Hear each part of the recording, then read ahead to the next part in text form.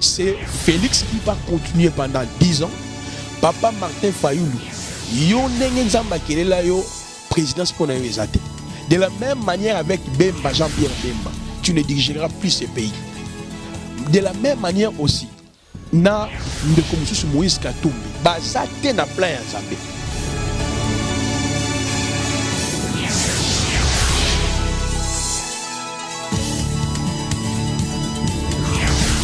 Voilà, mesdames, messieurs, bienvenue à toutes et à tous. De partout dans le monde, vous nous suivez, c'est un grand plaisir, il faut le dire comme ça. Un nouveau numéro avec un nouveau invité, mais c'est un habitué déjà depuis un certain moment qui passe sur notre site internet Vie Nouvelle Média. C'est lui qu'on appelle le boss Ogi Mungu qui nous suit depuis la Bruxelles. C'est un grand plaisir même également, Paul Chamala, toujours à la présentation de cette émission Altercation. Nous avons reçu encore aujourd'hui le prophète Placide avec qui nous allons parler concernant l'actualité politique de notre pays, politique spirituelle, je ne sais pas, mais on va un peu essayer de nager comme ça, ça sera avec beaucoup de précision, on va essayer un peu de réfléchir, de pousser justement notre raisonnement pour essayer d'éclairer l'opinion. Vous éclairez, mesdames, messieurs, vous qui nous suivez de partout, la spiritualité dans la politique. Est-ce que l'on peut bien voir les choses dorénavant et que cela puisse se concrétiser? Eh bien, on va essayer un peu de réfléchir avec le prophète Placide. Prophète Placide, bonjour et bienvenue. Il a souhaité mon abisso et une émission Nabisso Altercation. Bonjour mon frère, na chaîne Nabisso Oyo Nouvelle Vie TV. Donc que la paix et la grâce de notre Seigneur Jésus-Christ vous soient multipliées. Voilà. C'est un grand plaisir sous le lot prophète Placide aux yeux, mais le lot aux yeux le rôle la paix de la nation. On permet qu'on accordé yo phrase wana tout là vraiment na angle mon politique les lots oyo et pousse ezo tinipso to réfléchir dessus parce que il y a eu des gens qui ont eu à prophétiser pour na mboka oyo surtout na période électorale. Période moins grave, attention et tout, donc on s'est positionné parce qu'on ne savait pas, maintenant on croit qu'il dirigeait Mboka après l'élection. Il y avait de ceux qui avaient même peur, il y a s'accrocher, qu'on s'attacher nos positions, il y a ceux qui avaient peur, il y a perdre aux alliés considération auprès, il y a ancienne majorité. Alors quand je parle de l'opposition de la majorité pendant l'élection, pendant la campagne, quand il y a Kabila, aux Aki Nabachadar et tout consort, on a vu opposition entre autres Cash, Félix Tshisekedi, à la Mouka. Alors, Bino pasteur, vous avez beaucoup plus que Luka, vous avez beaucoup plus que c'est réservé que la vie de ma propreté. Mais à ceux qui ont risqué, parmi les gens qui ont risqué pour Nakoloba vrai, l'objet Pénapé a prophétisé, toi l'objet Logonzamba la Kissié, vision Zamba Pessier, prophète Placide, tu fais partie. Alors, pourquoi tu retournes le lot au Banga Kité Koloba que c'est Félix Tshisekedi, Ndé Alinga Kiabima, président de la République, et Lelo, évidemment, c'est lui le président de la République. Pourquoi Banga Kité? Non, na banga quitté, Pambate, il y a Yambozali était Nazali, prophète établi non par les hommes et établi par Dieu. Comme je suis établi par Dieu, j'opère avec le Saint-Esprit. Dans 1 Corinthiens chapitre 12, verset 1 à 10, il y a diversité d'opérations, diversité des ministères, il y a le même esprit. Alors, pour l'année, on a précisé que c'est numéro 20. Le peuple va voter numéro 20 parce qu'il a gagné l'élection. C'est parce que nous avons le Saint-Esprit Makambo. Na Bapoto, na Kinshasa, partout dans le monde. Oh, Chalar nous avons gagné. Oh, élection Kozalate, nous avons bimaka keza nous FCC. Tous prophétisés au nom de Dieu.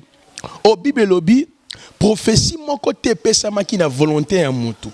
C'est poussé par l'Esprit de Dieu. Jamais la même prophétie ou les mêmes messages prophétiques nous avons passé pas na yo aye pa na ngai e pa na biso mutakoloba Félix Mutakobima apa na ngai bisinga ezali Martin Fayoulou et pas kuna lobby o ezali Chadar izanzambe susute c'est wana nzamba comme dans lokuta. Voilà, donc tous ces prophètes là baza batu o bazali ba escroc évangélique batu o baye na évangile lokuta pona ko kosa bana na nzambe et on a qui t'a analyser na bondeli penzambe Zamba Ebisinga encourager les peuples congolais de voter le numéro 20. Omoni, ya omoni Fati azana bokondi lelo, eza bokondi oyo tie pa Nzambe. Nzambe muta établi Félix Tshisekedi ngati mboka oyo. Et puis a osala mandat moko te.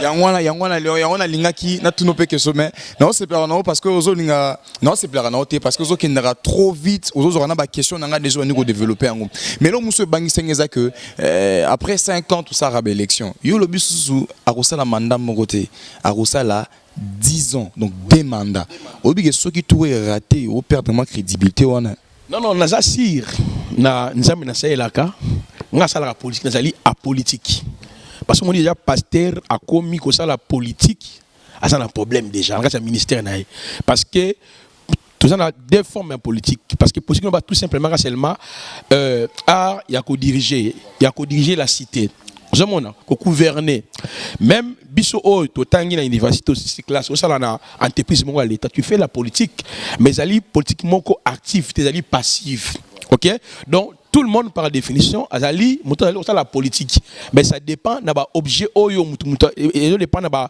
cahier de charge muto alingo sala ngani nazali awa na yo grande Saint-Esprit na grande nzambe na ba kosa ki bele o muto comme président Congo te ngana ebisio Félix Tshisekedi Tshilombo était dans les plans de Dieu. Martin Fayulu ata saliba marche ndenge to sala wana partout. Na perspective prophétique abengamate a diriger ce pays. Omoni a 90 ans, bien tina 85 ans, asi be continuer te. Omoni pona ki ba bande wana biso mususu la muka ba yolo ba prophète comme kinde susu bo ndenge nini, hein? Joa Bemba.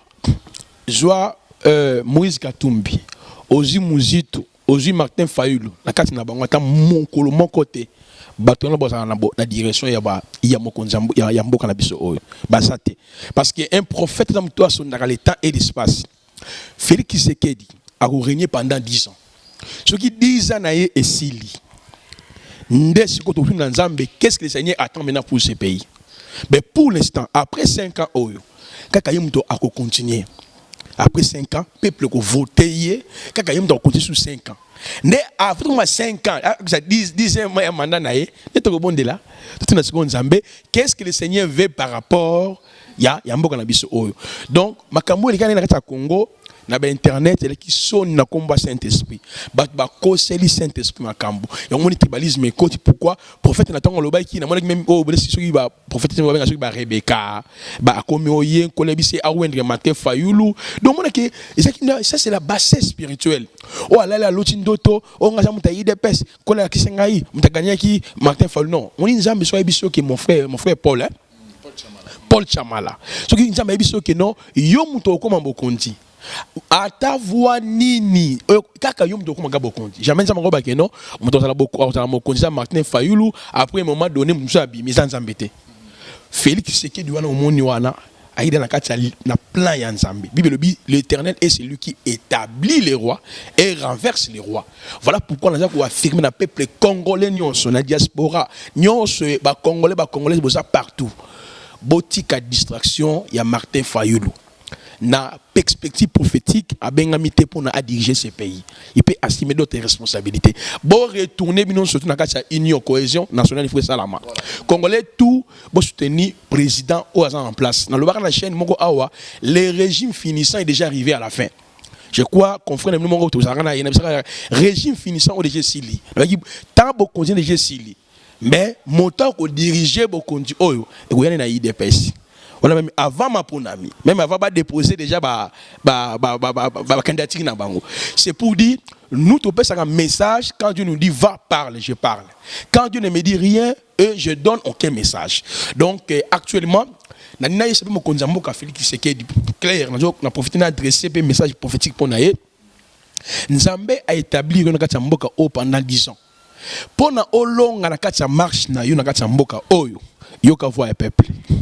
Et puis mi balé yoka voix ya basali ya nzambe ba prophète ba flatteur te et te mutala la na ponga la mukio ngai nzambe senga de gagner Félix Tshisekedi te biso ba prophète le bayan déjà bien avant on avait déjà reçu des messages bien avant mais on n'avait pas voulu ko c'est pas vaner ko kende ça et là ozomona mi ba ki ba luki ba audience c'est pas Félix ba kota ba mona ba grand prophète non Félix Tshisekedi pour nous gagner pour nous otika la malamu nzamba sengi na yo 1 ya liboso kola senga na yo yoka voix ya pepe na ye ya mibale yoka voix ya basali nzambe parce que ba proposition satanique déjà za liboso na yo ebele.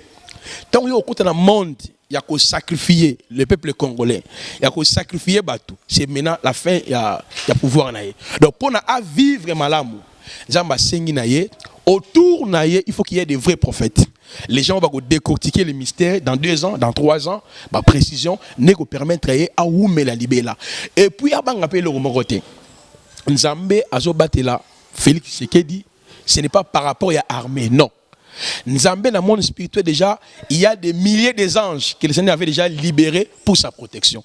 C'est ce qui fait sa force. À compter sur Dieu, les hommes de Dieu, en mon récite paix à Koume Libela, Nabiso Boé. Nzambe a clairement que Moka Oyo dans 3 ans écoute la nouvelle ère.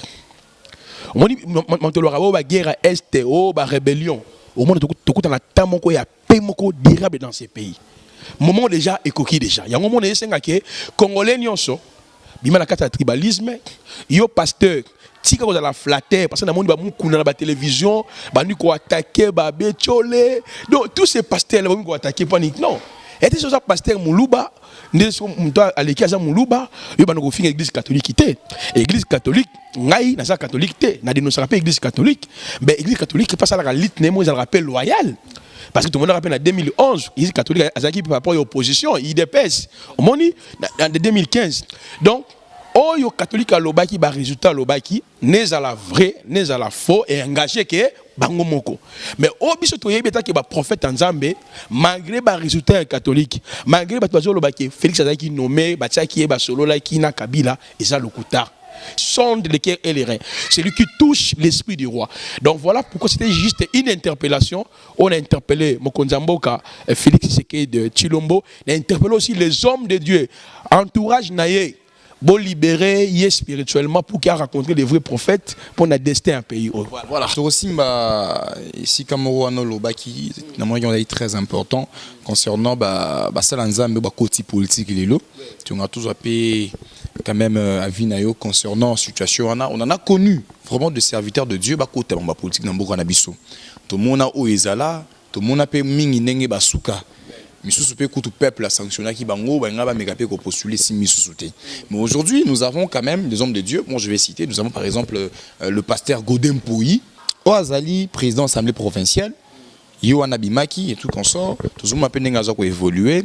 Mais tant tout ça, la moi comparaison par rapport à Kiziamina, au Baza qui paye lobby de politique, tout ça là moi belé pour ne pas citer que on y parce que bazamo belé côté politique mais soit qu'on est lenka côté politique et ça parce que na rozombon place ou soit l'on pourrait dire est-ce que mon seul ensemble est ça politique tout le monde peut résulter ça peine palpable positif c'est que oui voilà mon seul ensemble est ça la politique mais par contre moi la première expérience déjà toujours avec moi dégoût hein par rapport à Kiziamina moi dégoût hein tara moud balobi que ba ma salaire ya ba fonctionnaire ba qui c'est ba député Kiziamina benda boya tu éviter Godem Pouyi sur le kozala bongo mais toujours quand on a vu nayo prophète Placide bon ya liboso et l'on s'appelle na Godem Pouyi courage na inano na pesi coup de chapeau c'est un homme de Dieu on très courageux ya mi balina s'appelle na la logique ça mon la logique na maka mususu na mon na mingi na logique même chose ya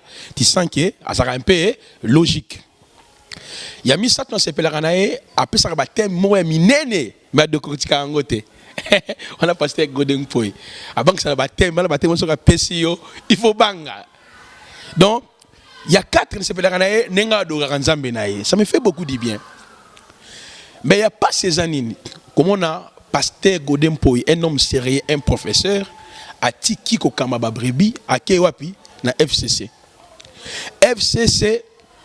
Nikoloba Kabila Oumela Kabila continue à détruire les Congolais. Kabila continue à faire mabe. Na logique il y a pasteur Godem Pouyi.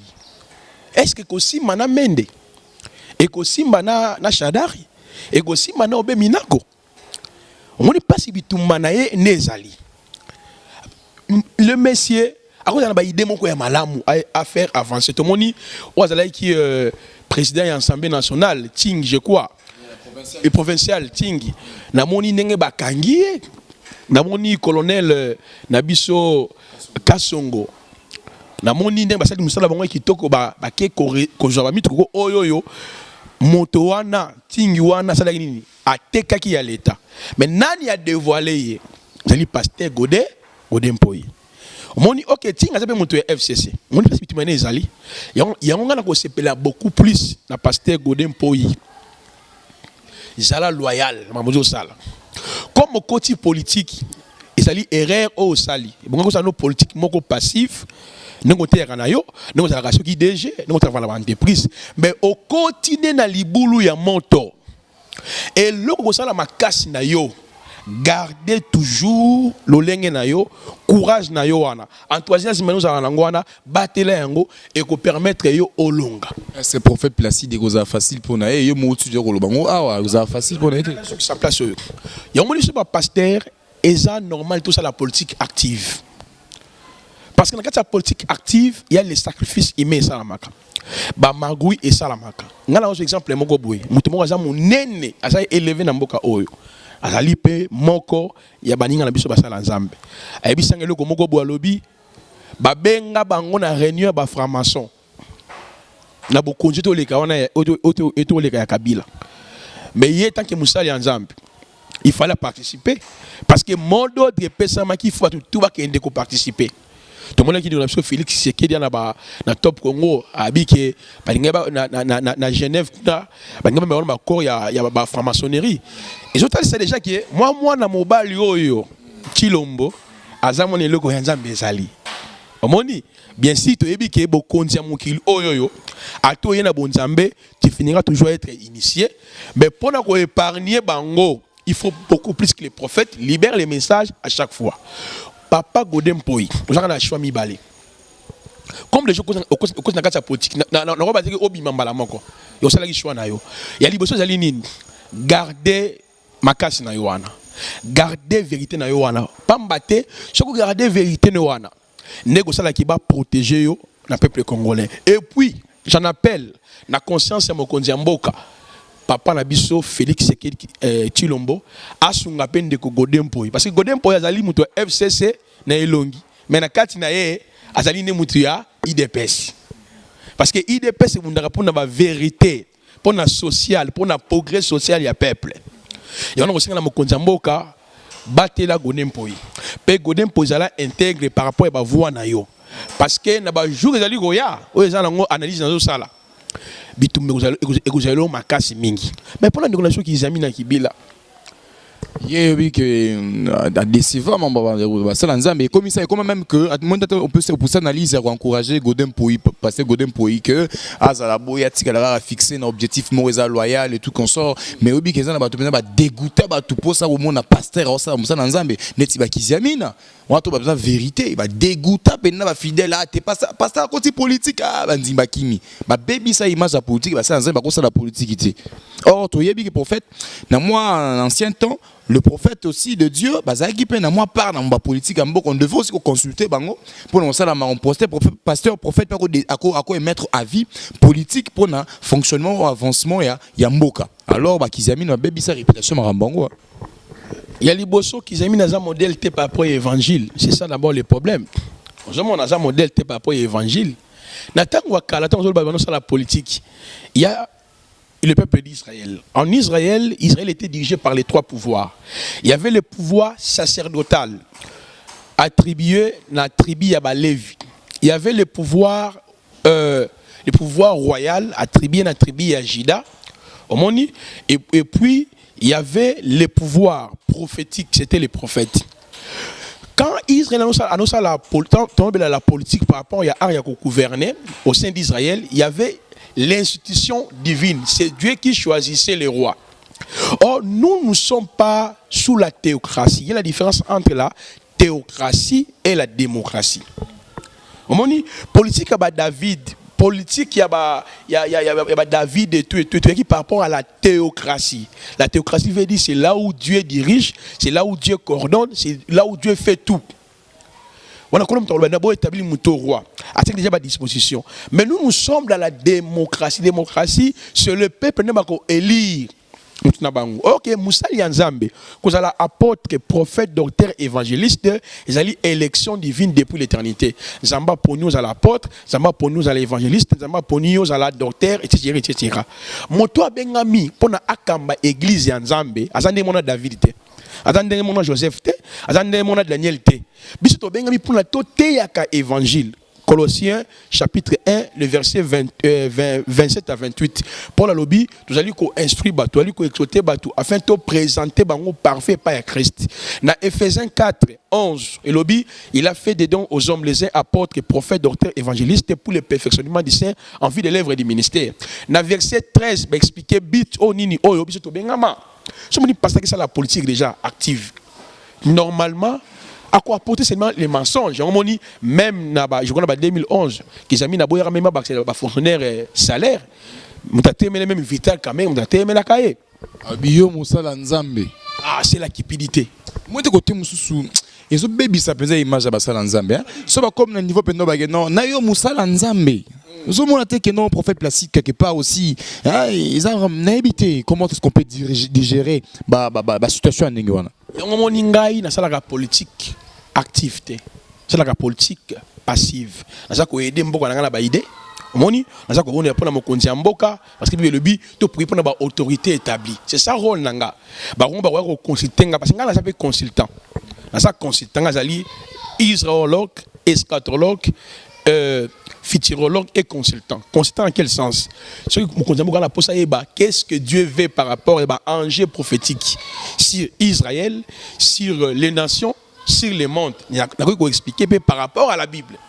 Donc, tu peux faire une politique moko passive, aider mon konzi mboka, membre IDPS, est-ce que jamais mon konzi mboka, mais j'ai pris pour naïe, qu'on a orienter et puis ça qu'on encourager même bana nzambe. Même tant où là je exemple moko simple. Tant nani basina qui accord na bango kuna na Genève. Tant basina accord wana ba Miss Martin Fayulu. Ngala ki parmi batoyo na peuple congolais na Facebook nanga ba telemela. Avant, il dépêche à téléma déjà. N'a annoncé message dans le peuple congolais. Bo téléma parce que beaucoup ont allé vers IDPS. Après 2 jours, je crois le lendemain, Nango, peuple télémi. C'est-à-dire, politique passive veut dire tu encourages l'institution établie, n'a pas idée à Malamu, n'a voix à Nzambe, n'est pas tié active. Donc on a même dans la constitution ils ont reconnu article 38, ils ont reconnu si vraiment là même l'église et tout consort, quoi apporter idée na bango contribution na bango, c'est dans la constitution c'est reconnu. Biso to yali na kati ya réforme apostolique. Ngana za ko bunda makasi mingi. L'État peut reconnaître que biso ba réformiste. Plutôt l'église des réveils. L'église des réveils, c'est l'église où il y a Kenza, Mukuna, Kizamina, Joël Francis, bato bazali kokosa, bato na trophée le kutane toto le bela on émission yo te koleka. Siko yo ngai to na réforme apostolique. Donc c'est ngapena mokonza mboka, il faut pas yo kabiso ba réformiste. Nini o pensa matika na biso pona mboka na biso oyo. Yo parce que le prophète Placide. Au lieu de jouer à investiture, il y a président de la République. Oh yo soutenir zo basé en Nzambe. Les églises de réveil, Kenza onde bazala kiwana catholique a kenakite. Soko le bandenge ni yo ça pas problème avec Kenza. Ou risquer penda pendengo za bu Kenza na pas peser compliqué pe au vie. Te ngade bakangana ngakenda de la aner. Moningi lungu. Aner ya Kabila to ya Félix. Aner ya Kabila. Bat bafunda ngezaka ba pasteur kaka o ba élevé o tanga ba kombo awa. Bando ile na sana Félix ya Kabila. Papa, ngala menga tina royal na aner royal, ngala koma kuna na risque vie complicité ba pasteur.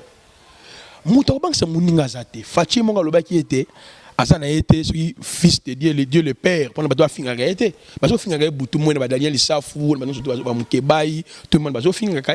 On peut les critiquer. Tout le monde même Martin Fayulu la so finga ga butu moi. Na Facebook, na Twitter, ça c'est fait. Mais ngani naza awawa. Pour ça monsieur Zanine. Ne mukolo oyo mokonza mboka. Tant ça la discours na yoana. Biso déjà qui va na nzela to kende mabondeli. Et ba bengi ngai na vie na ngamo bisi ngai ke tala mutu na lobaki wana ikero gagner asalinga binazo landa discours e katani. To nous ça la prière na nzela. Mais est-ce que y a bien ngote? bato wana bazo kenyola bazali na bonga ba miyibi bata miyibi ba kuna président de la république oh non ngaso ngono kutana fati na ko ebisa ye na ko manger ba monter na bi ses frères regardez ce que Dieu a dit pour ce pays regardez pour toi-même parce que ça na message nous dans yango na ko dévoiler devant une caméra na binoté mais na pesi je crois seulement ba message misatu ayoka voix ya peuple moni asala na tourner na basala nzambe ya solo à se compromettre na makamotali ba sacrifice humain parce que shit na yego banda ce qui a fait bani ko sacrifier makila normalement on a un message à prophète alors prophète Placide ou un autre discours na radio tu le bien en entendant que ma bonne délire tout constant na radio zo kango oui parce que akata kiwana era akata kiwana il paraît à salagi prière moko boye na latin. Merci, c'est tout consort, ça s'écrit, hein, ça c'est pas dans les réseaux sociaux. Yo ta wano yo kanasi on a les témoins prophétiques. Et puis blo muso bimisara awa, nena bisara olinga beaucoup plus par ma juif trop. Yo ka ki on nenge, est-ce que ça vraiment solo ka beta ki ma prime mo bona nenge penda ben katasio ba mertiras, ba mertis, hein? Lingi na corriger ba tebele na eloko o mokonza mboka lobaki. Bato babenga ngo ezali o parler en langue. O ba ne ko benga soki DS, mo soki mertis soki na nité. Babenga ngo ba code secret par rapport à makamotali état. Tellement azaki na kasa ba douleur. On ne connaît pas seki. Babenga ngo ba code secret. Moni na chaque état ça ba code secret zalaka. Tellement déjà bané ko se sentir parce que si on l'a dit discours bien, ça ne va pas. Ne apesi signe na service ya sécurité na ye que ça danger. Et ça n'a pas que incartation, on a bien sûr sirène des eaux, ça ba code secret. Parfois nous ça l'émission yo la caméraman, kuna au beaucoup boyer, il y a à comprendre les codes. Donc à passer message est tout simplement pour dire nazo se sentir bien té. Yo moni congolais ngakotanga té.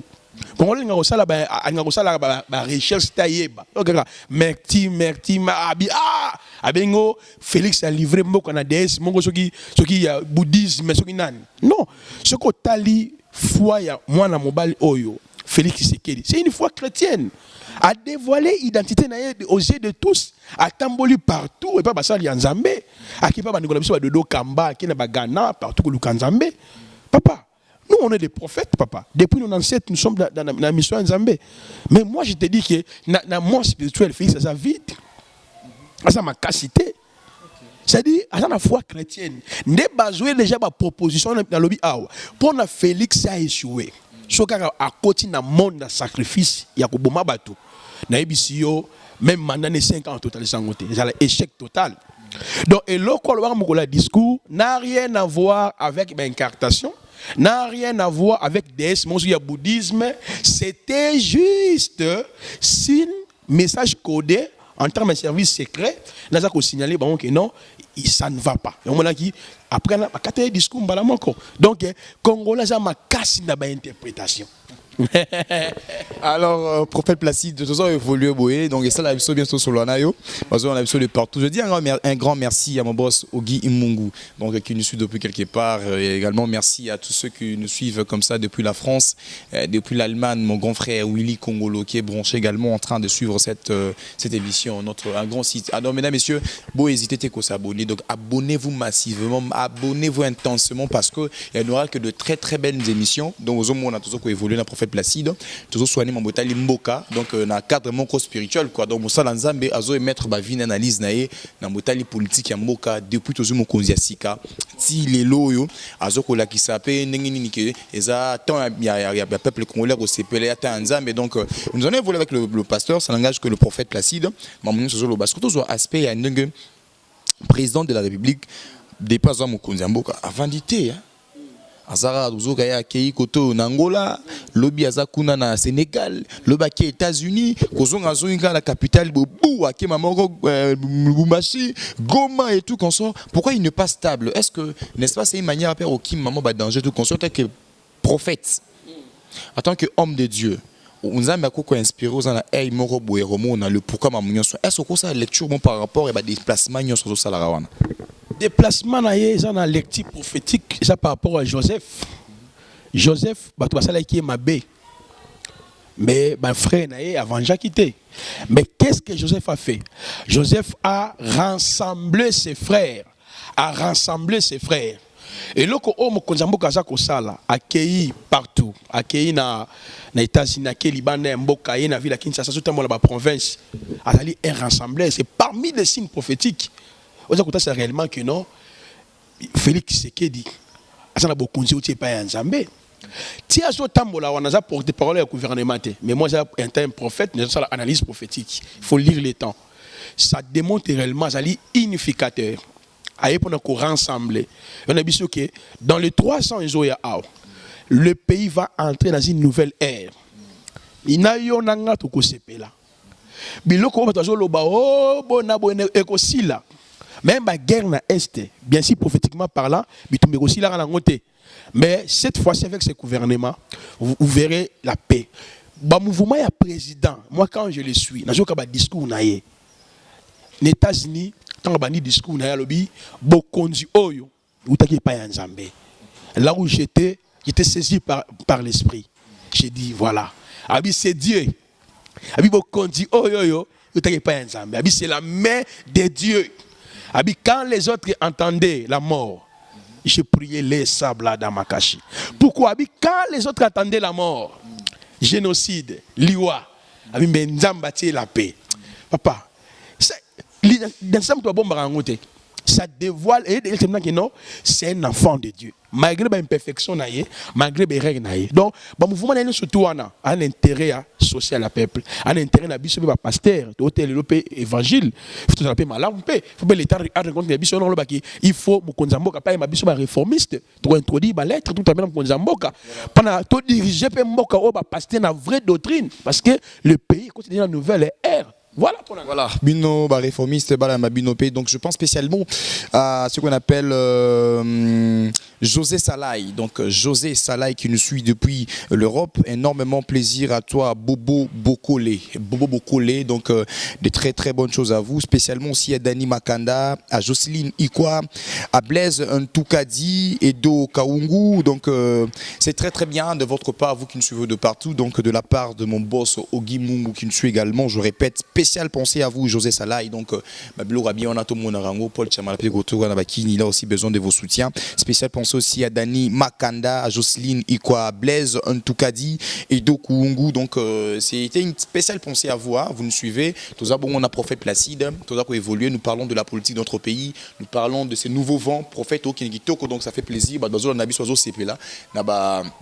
Analyse nayo mais l'homme aurait bien en ligne a beaucoup plus tôt décortiqué nayo parce que tout ça qu'on évolué bongo maïmata livrement composition gouvernement. Est-ce que Nzamalobe le côté jusque là pour le gouvernement ils ont tardé pour nous rubima lelo Nzamalobe le côté wana Nzambe étant donné que nous avons un raté à chaque instant Dieu nous parle Congolais tout le monde esprit que il y a tribalisme oh biso bato FCC biso bato ya IDPS biso batoningi bato FC non congolais le la biso nyon surtout pona ngai gouvernement ko bima même bato FCC ba koti parce que constitution na biso pe et si droit partout ali majoritaire ndé bango ba misa premier ministre et ça légal c'est déjà établi mais c'est là elingo lo bateke soki muto FCC mo gaji poste moko boya malamu pona mboka ngoma mboka ekufite. Comme le gens Nzambe a établi Félix Tshisekedi, dans mandat il y a 10 ans, dans mandat il y a 50 ans, dans mandat il y a 10 ans, moi je te dis, et l'eau comme on m'a bé et que ça la manango ezate. Ata le bata FCC ba koti ba jibo kondi na muto woni Sénat, ba ngba toni na Sénat, toke koto na ba députation, toke ba tondi, c'est là ego changer et l'eau comme encore te. Pour nangai, on a jamais ko profiter sur pour aussi mon konzamboka, boyo kwa na malamu. Gouvernement est vivant. Yo ko bangelo comme côté. Bon continue yo et outé pas papa na côté. Et outé pas maman na côté. Outé pas peuple congolais pe ni ba vota ki opété. D'abord et pas Nzambe. Na simande peuple congolais. Na simande papa abotio. Na simande maman abotio parce que bazali banzela on Nzamba permettre ki pour que yo pe bima oleka. Ya on a ko la peuple congolais étant que prophète établi dans ce pays pour vous. Tout le monde a sa distraction. Tant il y a discussion, tant il y a confusion, tant on a déjà essilé. soutenons Mokonzi Mboka dans nos prières. Soutenons aussi nos frères. Oyo basala ki mabe. Mokonzi lobi on a état de droit, non? État de droit veut dire aussi que les pasteurs il faut pas restituer ba dima bato bandi ba bato. L'état de droit, c'est ça. Les pasteurs doivent cesser avec l'offrande d'action de grâce. Les pasteurs, il faut bâtir un mariage. Les pasteurs bâtir un bâtiment. État de droit, il y a un respect. Il y a un test établi. Pas seulement la constitution, il faut aussi la parole de Dieu. Et on montre tout ça qu'on se permet de pour le bateau que les peuple congolais, la diaspora, soutenir le président Nabiso. Gouvernement Zobima Kalamingité dans 2 semaines. Nga pour le gouvernement Zobima Oyo et travailler pour l'intérêt ni à Félix, ni pour la FCC, ni pour la IDPS, mais qu'on travaille pour l'intérêt du peuple congolais. Pourquoi on a dit dans 3 ans, le Congo, je compte un cycle ya sika. Pena moni même faux prophète moi à lobby na internet, c'est soyez bien go. Oh mukolo bimba ki sekedi goya awawa. Félix akokufa. Je me dis que nous tourner ça bondoki. Mutena kombo Jésus ono Félix mukolo bembe papa la bango goya a Félix sekedi na kokufa. Mo lokuta to moni mausolée on la bazotonga. Moni congolais batubele na bazo na internet oh papa Paul na ba fausse prophétie. So kaka moni diaspora ngani. Rwandais. Babomaki batukuna. Je me dis un message moi bongo ba sepel ne makasi. Moni a de temer non. Tant aux asuta ya confusion te tanteo bato boye biso bato boye. Ngai na zo souhaiter. Et ça peut volonté en Zambé, gouvernement Kobima, Congolais tant qu'on s'est retrouvé.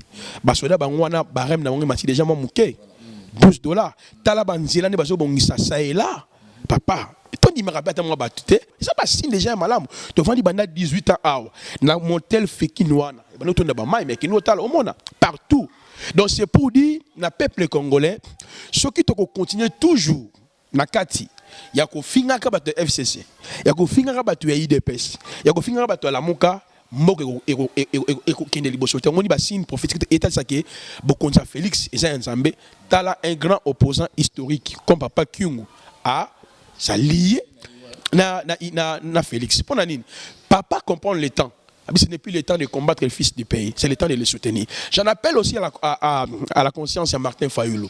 Papa Martin Fayoulou yo ndenge nzamba kelela yo présidence pour na yo ezate alto se foxé ezate de la même manière avec Bemba Jean-Pierre Bemba tu ne dirigeras plus ce pays de la même manière aussi na ndeko mususu Moïse Katumbi bazate na plan ya Nzambe y'en a dit que après 10 ans na kozonga pana biso suko avant 10 ans nani o Nzamba préparé parce que après 5 ans, Vital Kamere, non, ça c'est faux. Ce n'est pas ça. C'est Félix qui va continuer pendant 10 ans. Mais avant 10 ans, je viendrai pour te révéler, dès avant, le nom de la personne qui va prendre la direction de ces pays. Voilà, prophète Placide, donc c'est très bien avec vous, ça fait du plaisir. Spéciale pensée à toi, Jocelyne Ikoa, dont je pense aussi à José Salaï, je pense à Bobo Bokole, à Dani Makanda, je pense également à Blaise Ntoukadi, Edo Kaungu. Donc ce sont de ces personnes-là qui ne cessent de travailler dans les coulisses pour Paul Chamala. Ce sont des personnes également qui pensent à Paul Chamala depuis Kinshasa. Donc ça, ça a grand plaisir. Nous évoluons comme ça, mesdames et messieurs, avec le prophète Placide. Tous les moutons il y a bien les sous prophète Placide tout le monde qui élection gouverneur et sénateur ah est-ce qu'on a dans le rôle Moussa Nzambe posa Moussa Nzambe mambo ya corruption na niveau na yo spirituellement o les cas qui o to constate qui biso sa élection et gouverneur et sénateur yo en tant que Moussa Nzambe corruption pour na yo ko réfléchir comment la situation wana bon pour ngai ça ngai passe ko talisa niveau gouvernement na biso zalaki. Parce que corruption est bandit le loté. Et ça m'a camoué depuis 2006, depuis 2011. Moni, ngai cela ngai passe parce que parmi bango il y a même des pasteurs. Bah député ça pasteur ça frère. Bah ça ko se permettre ba que na kati ya corruption, ba que ne ko pesa mbongo de manière frauduleuse pour que ba élire bango. Yango moni peuple congolais otozali tozamayele. Dans 5 ans nous irons pendant qu'on a voté les sous. Total à Liboso, bato le kola, bato ba kosi biso bela, tout le monde papa Molière, bato FCC. Tout le monde bato kola papa Godem Poi, pasteur. mais tu vois qui pasteur sérieux muta FCC tu connais batu ba c'est belé ba donc ba bomba ki étiquette na bango voilà pour nga na kosenga boye mbala ya sima peuple congolais il faut tout à l'année to voter il faut boye ba outi wapi parti politique déjà nani boye ba suksi na ye deuxièmement pour éviter ba corruption oyo se répétaka na kosenga na mokonzi ya mboka etaki garant ya pays oyo boso la malamu na parlement na sénateur na sénat bo changer système ya ko élire ba gouverneur il faut son pas ya peuple il faut son pas ya peuple malgré tout il y a un peu moins danger parce que monto ba élire directement par le peuple alors c'est placé directement sur élire ba sénateur ba député ba gouverneur présidence par rapport au peuple et qu'on puisse avoir confusion par rapport à titromanie mais gosenga toutefois bon revoir d'autres articles il s'agit même y a qu'on discuter autour de cela pour réfléchir pour que ba sonia boye sala maté so tali bato ba corrompre bango atami ya FCC ni ba créer double wana bon ba penser que ceux qui ba jouir mingi nem ba la députation profession ba nationale ba sénat ba na gouvernement ba penser que sili ne ba diriger mbo côté muto ko diriger mboka o ezali nzambe ye moko nanu parce que c'est lui qui a décidé pour diriger mboka oyo ne a établi Félix Tshisekedi et puis peuple congolais nazo benga bino sa vigilance tout dans la na bomoko na même langage to soutenir peuple, tout soutenir va établi par Dieu dans la prière. Et prochainement, pour se répéter trop tôt, na kosenga mingi na ba konzi mboka, bino ba organe ya loi, bon réfléchir manière ko élire ba député, ko élire ba sénateur, ko élire ba gouverneur pour ne plus tout tomber dans piège oyo mboka na biso et quand on passe ça l'irage et ça vraiment soni munene pour mboka na biso voilà. Parlons maintenant il y a profil il y a premier ministre azala issu na FCC azala issu na cash azala issu wapi alors profil nini au prophète spirituellement au kota la mutuana au talipe ba angle nyonso mboka na biso za ko évoluer yoroki koloba et puis en plus ceux qui yopé aux amosa dans Nzambe au vent na Congo et quand même bat bazana yokolbe ko zala nani pona yo mais profil pe ngai on a répété ce que j'ai reçu de la part du Seigneur que le pays est continue une nouvelle ère dans 3 ans peuple congolais va vivre une vraie paix ça c'est le message prophétique dans le pas un Nzambe mais ko analyser ça la analyse ata bati mutu o bat balingaka te pays zaka malamu parce que nous sommes parfois à la qualité malade pour diriger le pays. Mais là que bomi ezali mon conseil qui likolo na ye, banene ko coordonner mabe. Na pèse exemple mon qui a pasteur Godempoy. Abandi malamu non.